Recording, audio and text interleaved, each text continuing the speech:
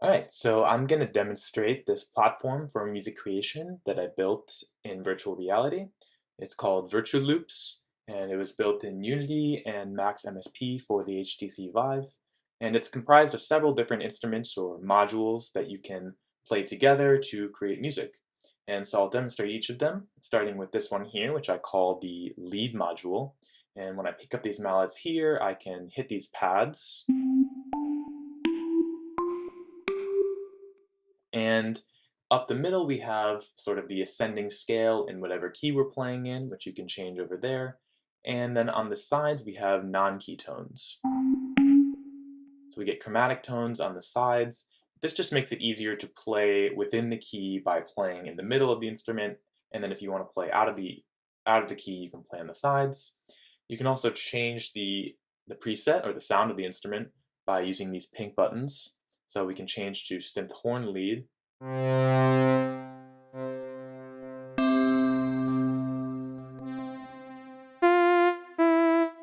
So there's a lot of different options to get different sounds on each instrument. We can also change the octave.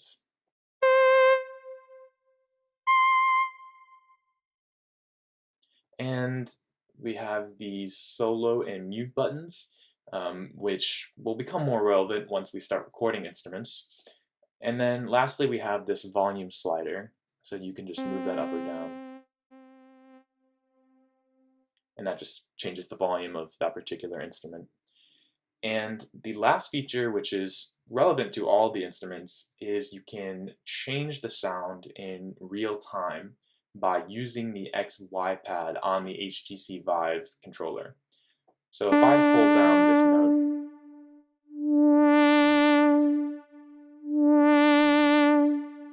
what I'm doing is I'm moving my thumb across this XY pad, and you can see on the other controller how I can do that.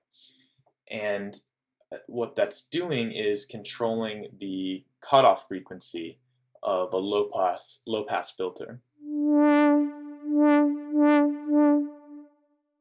And there's other ways you can move it. You can move up and down,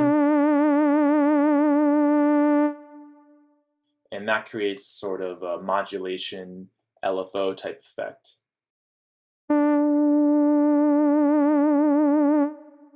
So all of the instruments have different parameters and different effects that you can modulate by moving your thumbs along the XY pad.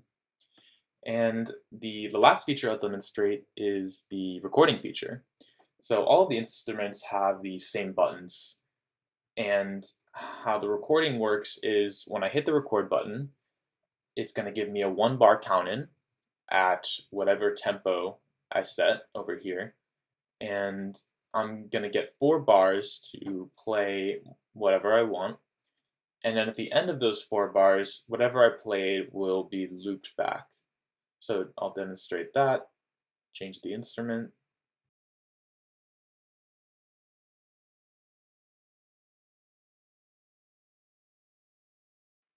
And I can activate the record button either by pointing at it with my laser or by hitting it with the mallet.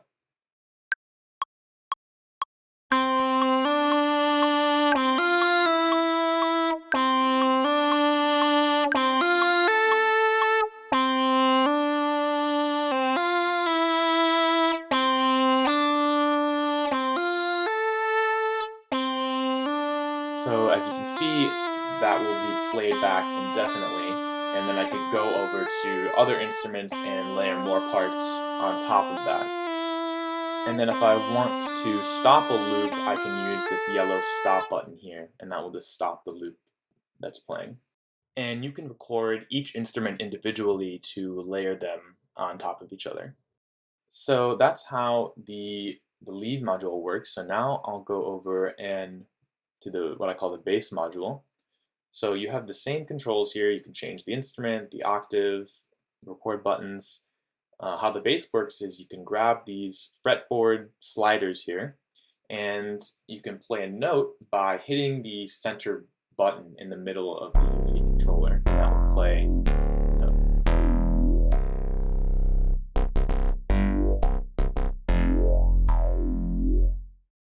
So that's how that works, and you can again change the instrument. And the nice thing about the bass is you can play it two different ways. So if I re-trigger the attack by clicking the button again every time I play a note, so I'm getting a new attack each time I play it, but if I want to play consecutive notes, I can do this. So I'm not re-clicking the button, I'm just holding it down and sliding it. So you can play the bass in two different ways, which is kind of nice. And yeah, the record buttons work the same way. For the bass, you have, again, you can control the XY pad. So I can move the XY pad to get different effects. So up and down. Up will give me a distortion type effect, and down will give me sort of a modulation phaser effect. And then left to right will give me pitch bend. And then the other way I can control the bass is by rotating my controller, and that will control the cutoff from the filter.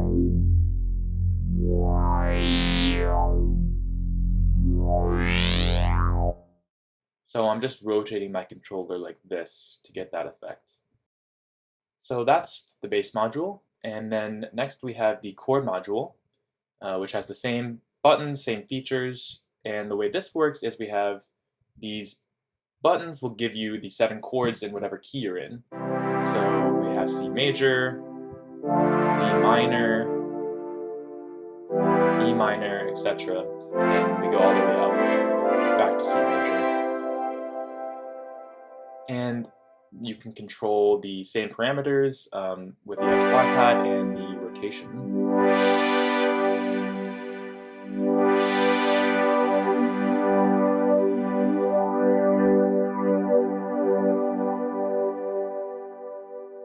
And then the other feature is these extensions up here.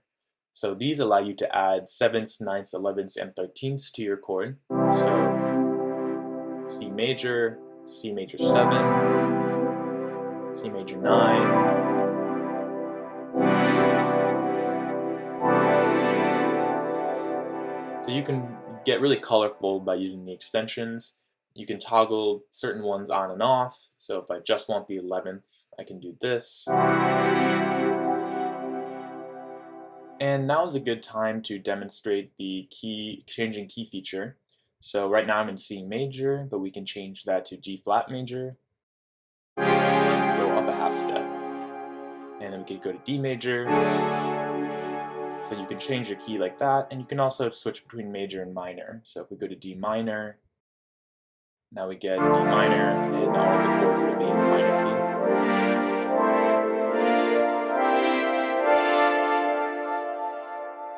So now we get the chords in the minor scale. And again, we can change the instrument. We have a lot of different choices.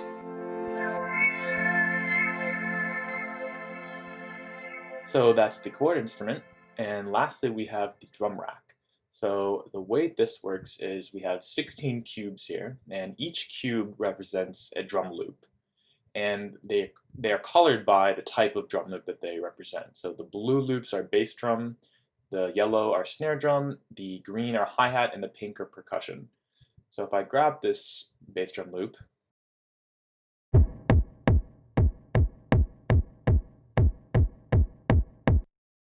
you'll hear this kick drum loop playback. And again, I can change the properties or the parameters of the loop by moving my thumb on the XY pad.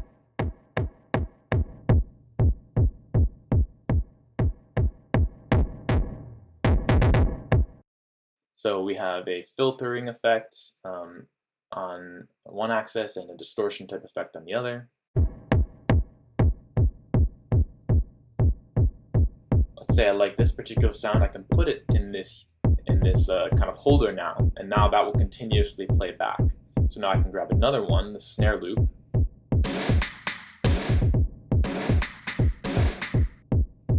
Maybe I don't like that one, I can grab another one.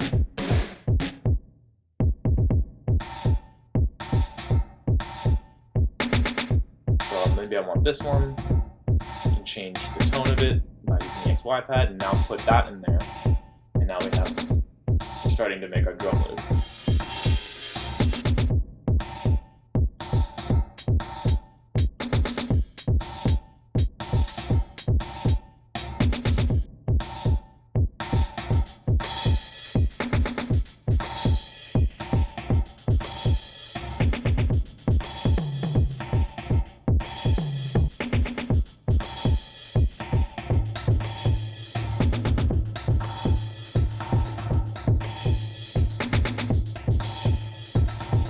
now we have our complete drum loop, and you can change out parts. So maybe I want to switch the bass drum part,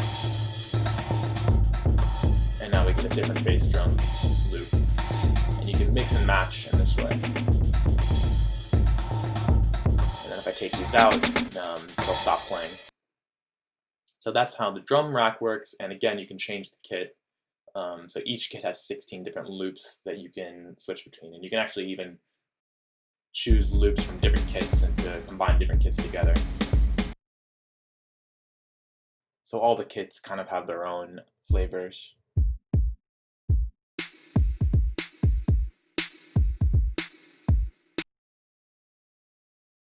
And that's basically everything. The last thing is this global menu over here. So I talked about the key and the tempo. And we also have a global filter. So you can hear that if I grab this hi-hat loop here and put that there. And I go over to the global filter, bring that down. And this filter affects everything that's happening. So if I have a lot of things playing, the filter will affect all of them. It's good for filter sweeps and build-ups and things like that. And then the last feature are these 8 balls here. And what these allow you to do is take whatever loop is outputting and save it as its own object. So I could have the lead going, the bass, the chords, and when I click this ball, it's going to take all of the audio output, save it as its own object, and then I can turn everything off and activate the ball, and it will play back that loop. So that way I could layer more parts on top of it, or I could switch between different sections by cycling through the balls.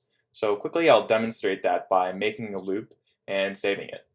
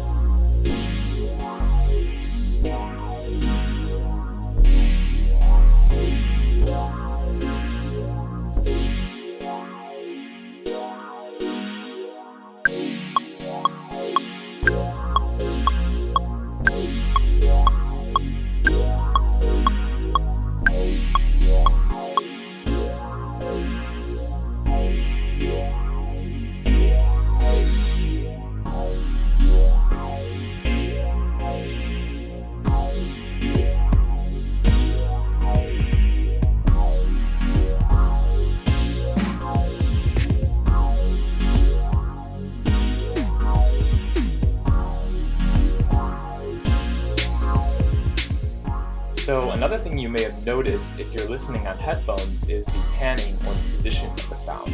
So what that means is if one of the objects is to your right, it will sound like it's coming from your right. And if something is behind you, it will sound like it's coming from behind you. And the way that that works is that the relationship between the player or the listener and all of the objects in the game that make sound is being tracked, which allows you to create what's called a binaural mix of all of the audio in the game. So the physical representation of all of the objects making sound are reflected in where it sounds like that sound is coming from.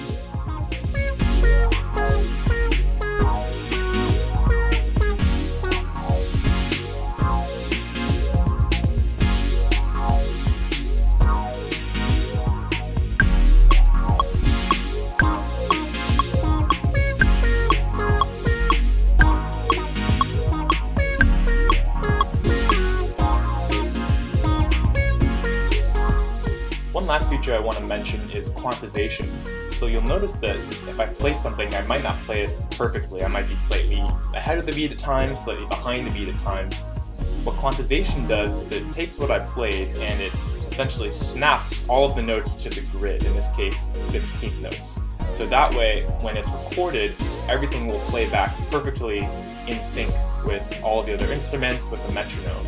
So in this way, it gives you a little bit of flexibility, a little bit of room for error, because it's pretty difficult to play something back exactly on the beat. So that's why you have the quantization feature.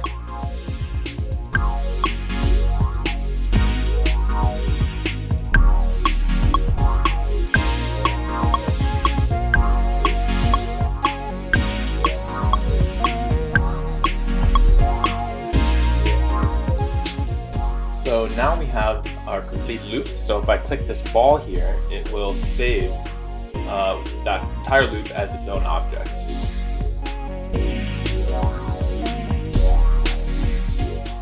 So you can see that the ball is now lit up, which means there's a loop stored there. And now I can go ahead and turn everything off.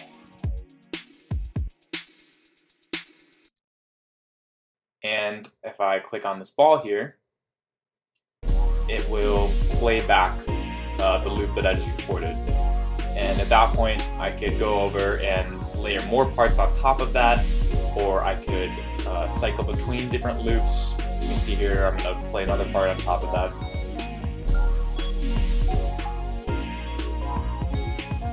Yeah, so there you go. That's VirtuLoops. In some of my other videos, you can see me build up songs from start to finish by layering on parts gradually.